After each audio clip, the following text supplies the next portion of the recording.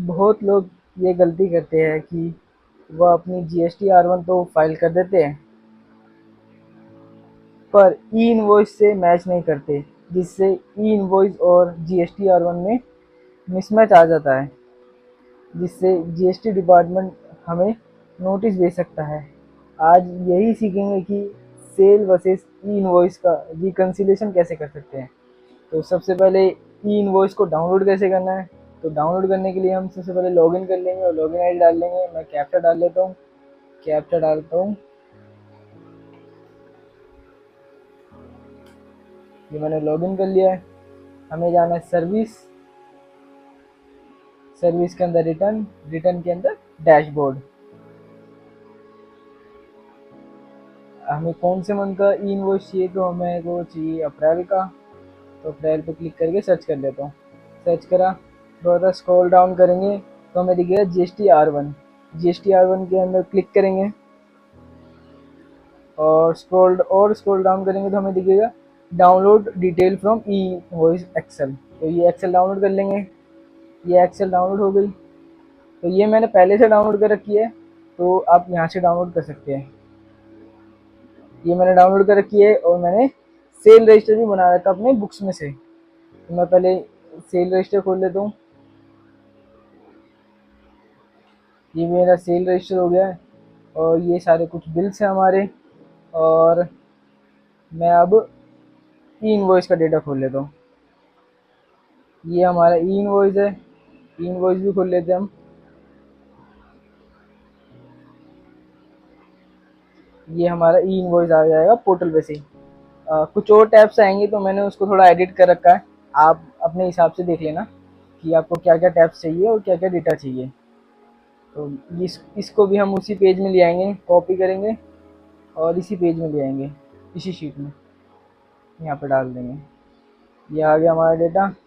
अब हमें ई इनवॉइस का रिकन्सिलेशन कैसे करना है, तो हम इसके लिए फॉर्मूला लगाएंगे।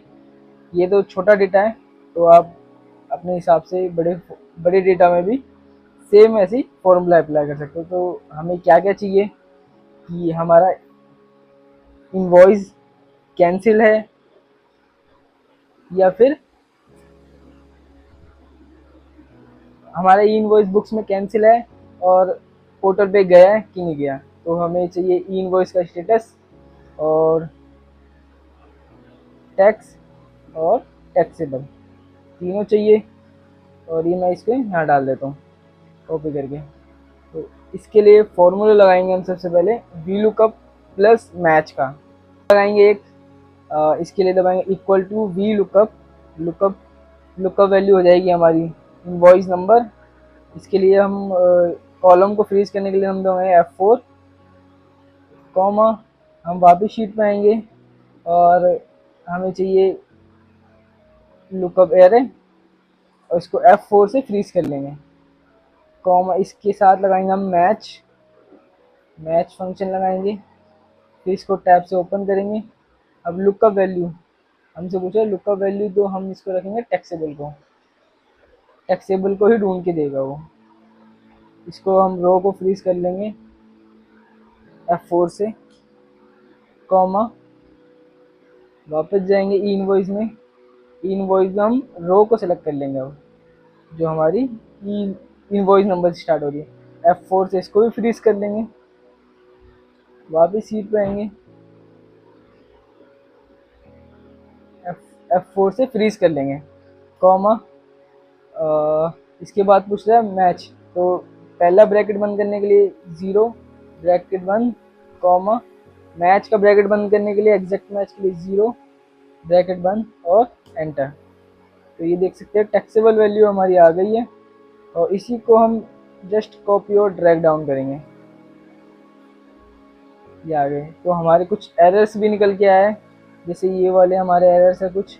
तो ये B2C सेल की है, तो ये हमारे ई इनवॉइस में नहीं जाएगा। तो अब ये जो हमारा डेटा आया ये एग्जैक्ट मैच है कि नहीं है, इसके लिए हम एक डिफरेंस निकालेंगे टैक्सेबल माइनस टैक्सेबल। अगर हमारा मैच होगा तो ये 0 दिखा देगा और नहीं मैच होगा तो डिफरेंस दिखा देगा। और इसी को जस्ट कॉपी करके ड्रैग डाउन कर देंगे। तो ये जस्ट हमारे कुछ डिफरेंस निकल के आ गए ये सारे। अब ये डिफरेंस की चीज़ क्या है, हमारा ई इनवॉइस में तो वैलिड है, तो मतलब हमारा ई इनवॉइस में गया हुआ है और हमारे बुक्स में वो कैंसिल हो रखा है।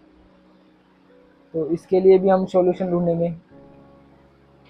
और अगर हमारा अगला बिल है, ये भी हमारा ई इनवॉइस में गया हुआ है और हमारे बुक्स में कैंसिल है। अगर इस प्रॉब्लम के लिए अगर आपको सॉल्यूशन चाहिए तो कमेंट में आप लिख सकते हैं, मैं नेक्स्ट वीडियो इसके ऊपर भी बना दूंगा।